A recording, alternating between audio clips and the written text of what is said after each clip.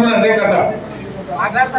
తెలంగాణలో గట్టి ఉంటే అనుకున్న కాంగ్రెస్ నాయకులు ఏ సమస్య లేదు మాదే ఉంటామంటే ఎందుకు కలుపు ఆంధ్రతో ఏమక్కడ ఏర్పడుతుంది?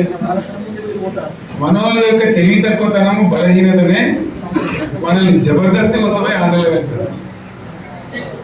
ఆ గోస 60 ఏళ్ళు అనుభవించినాము. ఏం గోస నాకు అర్థం కాదు.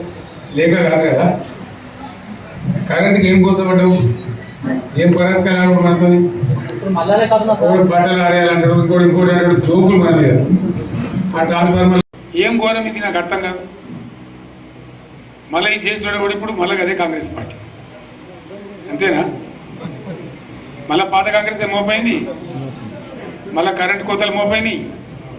వెనకాలం ఇంకేం గతి అవుతుందో మార్చి ఏప్రిల్ ఏమవుతుందో. ఇంకా కరెంటు కోతలు మోపైనాయి, మంచినీళ్ళు సరికొత్తలేవు, అడిగే నాతులు లేడు. ఎవడన్నా గట్టిగా నిలదీసి వాడిని పోలీసు నిలబట్టేయడం ఇదేనా రాజ్యం? ఇంకెవ్వడు కొట్లాడాడు, ఎవరితో కాదు. అది అవతార పంచాంగం. మళ్ళా మనమే కొట్లాడాలి అంతేనా? పక్క మాటనా ఇది? కొట్లాడదాం కదా. ప్రాణం పోయినా సరే తెలంగాణకు రక్షకులు మనమే, తెగించి కొట్లాడాల్సిందే. తెలంగాణ హక్కులను కొట్లాడాల్సిందే, మనమే కొట్లాడి తీరాల్సిందే. అన్న రెండవ మాట లేదు. గౌరవంగా బతికిన రైతులు ధీమా వచ్చినండి.